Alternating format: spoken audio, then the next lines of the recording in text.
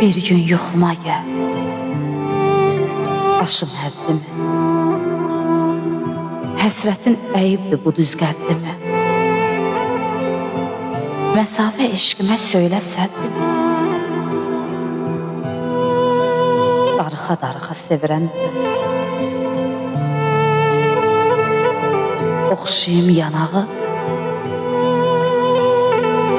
telindən yaxınlaş, boyunca belindən